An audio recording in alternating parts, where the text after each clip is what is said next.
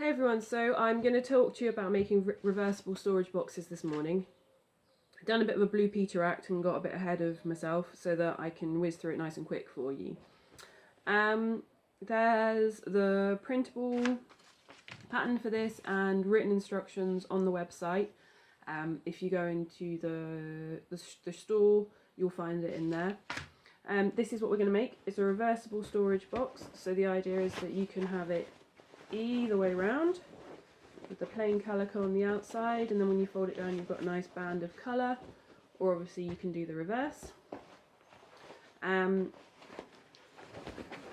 Mine is ever so slightly different to lots of the other ones out there because I don't use interfacing.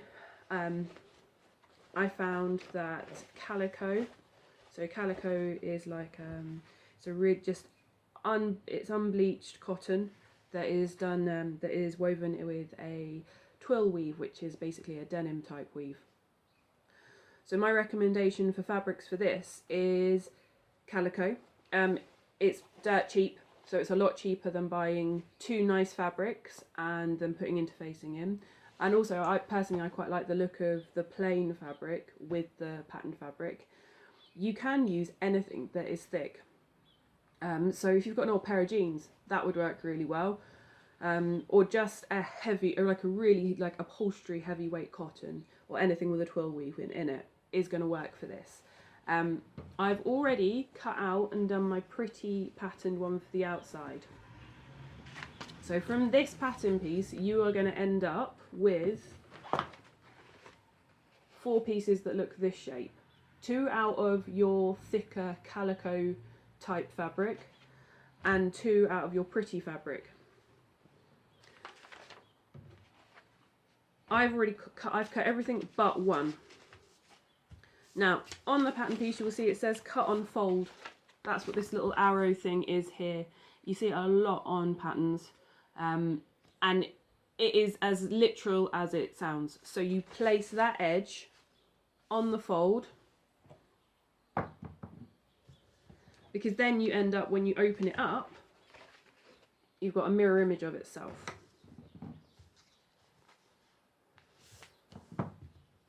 Four pins should do you, more than enough. And as I've said before, stick a pin in, run your hand across it, make sure it's nice and flat, and then put your other pins in. A pair of scissors to cut it out. I use these all around the house. I've got 3 in my bedroom, and the first load I made were actually for my daughter, and I didn't have any interfacing in the house, and I just made it with 2 like straight up cottons, and they work perfectly fine. The only issue with them is that they're a bit floppy. I love these storage boxes because they're quick and easy to make, but also because they are washable. So if you have an exploding diarrhea issue with a small child, you can just stick them in the wash, no problem. Right, once you've got them cut out, you should have 2 exactly the same, 2 of calico and then 2 of your patterned one. You're going to line those up, right sides together. On the calico it's not so easy to see, but you'll notice like one side looks plain and the other side has got like a diagonal pattern to it. Or if you're using something else, if you're using denim or whatever you've got, as long as it's heavyweight, you can avoid using interfacing, which can save you quite a lot of time and money when making these. Right, you only need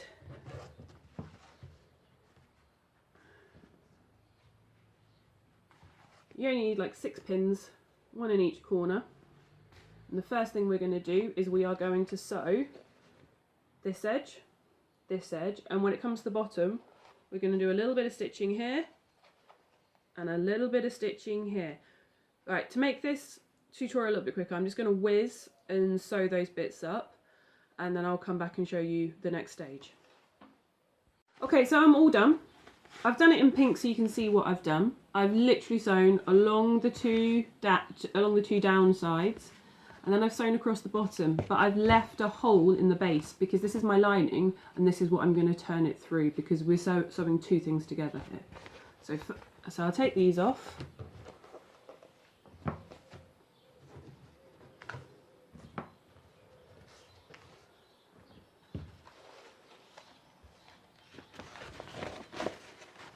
And then what you need to do, and this is how you magically turn this funny shape into a box. Pull it like that, match up the side seam with the base seam and flatten the seams out, because if you don't, you're going to struggle to get through all of that fabric. So flatten it out like that, stick a pin in, do the same on the other side, pull, match the side seam with the base seam,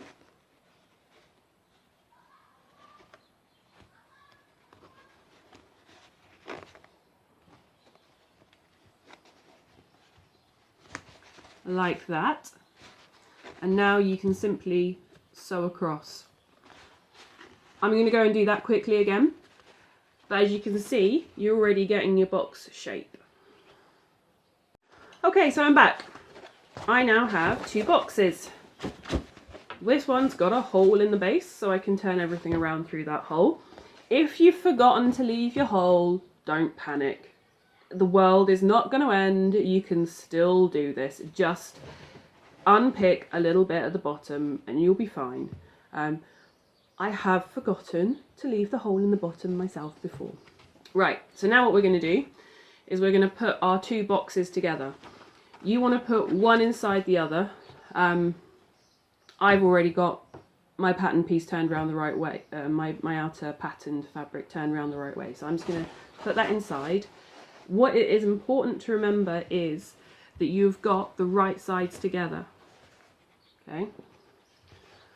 So match up your side seams, pin them, and like I said with the base, flatten the side seams out so that you're not trying to sew through a million layers of fabric. You don't actually need, ideally, what you should have done is sew nice and accurately with this, and they should match up beautifully. Doesn't always happen, but that's you know, that's the ideal, that's what we're aiming for. And I would say start with your side seams, match them up, put it nice and flat, and then stick one in about halfway round on either side. So 4 pins should be enough.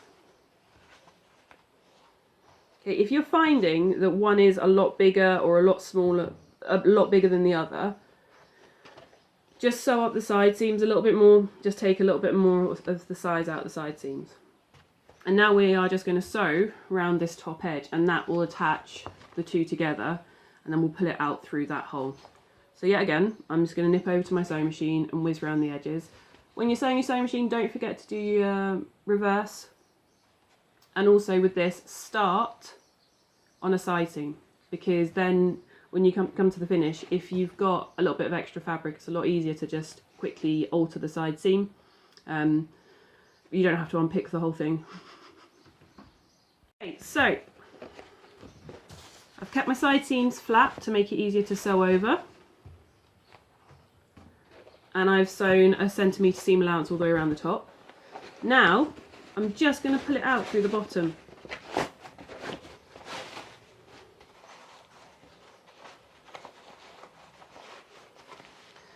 It can get a little bit tricky when you get to like the last bit, but just keep going, you'll get there. Try not to leave your hole too small in the bottom, because you have got to pull all this fabric through.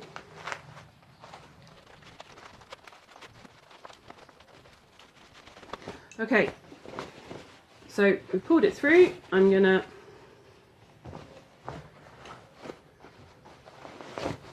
get it all flattened out in the right shape. I'm just gonna I'll do it the other way around actually. Keep it so it's inside out.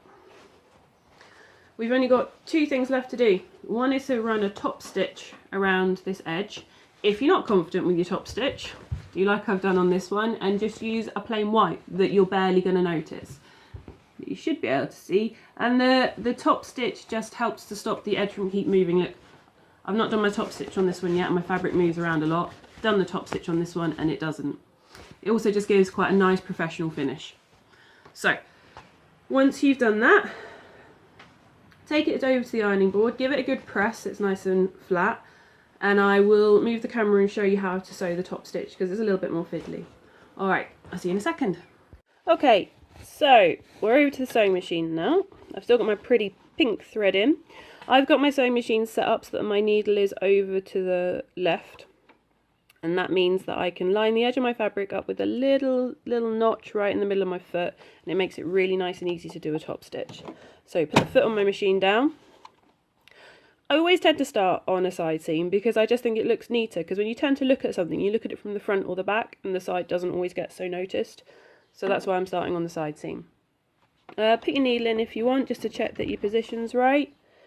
And then we are just going to keep the edge of our fabric in line with that little notch in the middle. And that should be our top stitch done.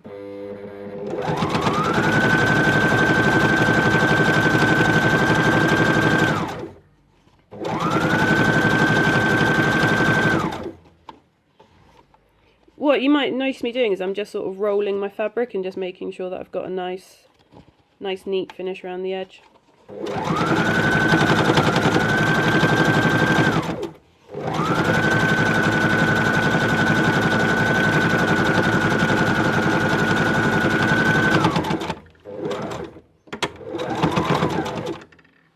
And there we go, job's again. Top stitch done. All around the edge, nice and neat. And all I've got left now is the hole in the bottom. And you can do that two ways. Either you can just, because it's on the bottom, so whichever way you decide to have your bag around, it's not going to be seen, your box. You can just run the sewing machine along there if you want, or you can do it by hand. For speed, I am literally just going to stick it under the sewing machine. Wherever my little thingy bob's gone. There we go.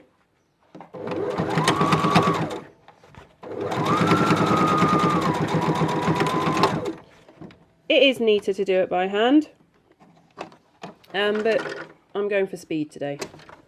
So it's done up. It could be neater if I was to sit and do it by hand. Right, and that's the last bit done. We've sewn up the bottom in the cheats quick way. All I've got left to do is chop off my threads and we are done.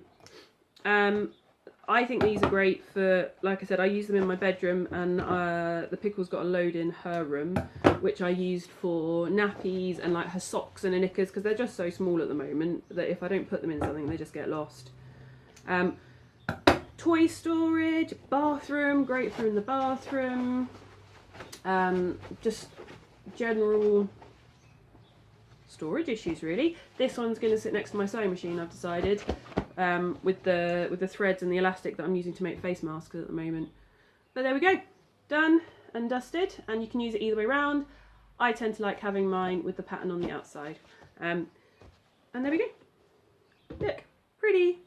Alright guys, have a lovely day, and feel free to ask me any questions if you've got them. Bye!